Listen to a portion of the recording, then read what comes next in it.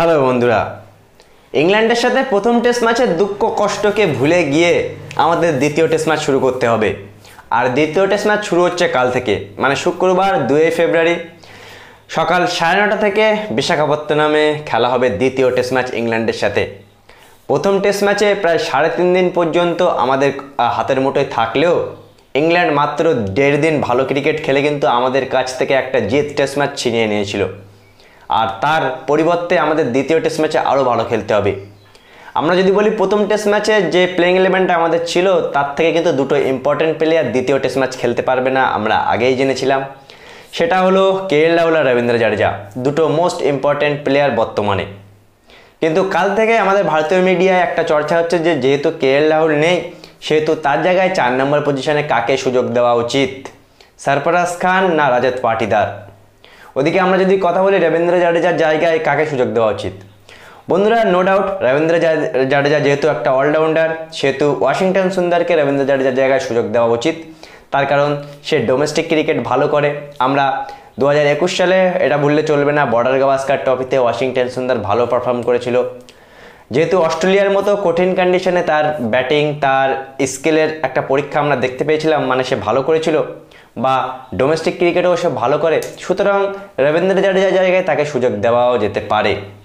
এখন সবথেকে বড় প্রশ্ন উঠছে যে কালকে দ্বিতীয় টেস্ট ম্যাচে 4 নম্বর ইম্পর্টেন্ট পজিশনে যেখানে কেএল রাহুল খেলেছিল প্রথম ম্যাচে, সেখানে কে খেলবে?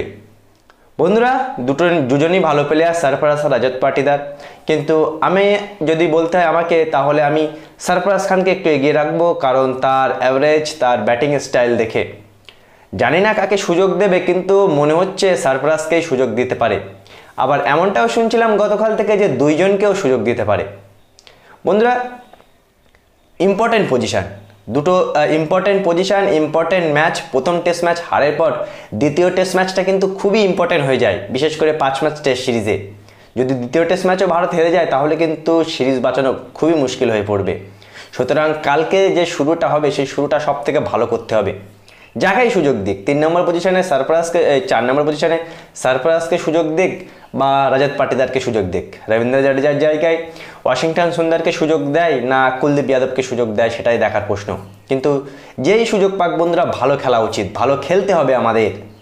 আমরা দেখছিলাম যে 3 নম্বর পজিশনে শুভমান গিল কিন্তু কিছুই করতে পারছে না, যে কারণে হয়তো আমরা পিছিয়ে পড়ছি। শুভমান গিলকে রান করতে হবে, রোহিত শর্মাকে রান করতে হবে, ওপেনিংয়ে জয়সওয়ালকে রান করতে হবে, world class spinner Ravichandran Ashwin তো আছেই।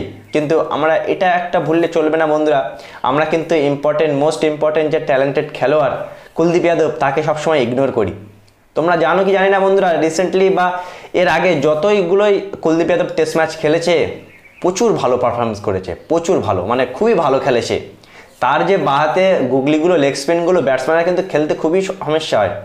সে শুধু একটু ব্যাটিং পারে না, মানে পারে না বলতে ততটা ভালো পারে না বলে তাকে কিন্তু প্লেইং ইলেভেনের বাইরে আমরা সবসময় দেখি, কিন্তু তার যে বোলিং স্কিল তাকেও কিন্তু সুযোগ দিতে পারে।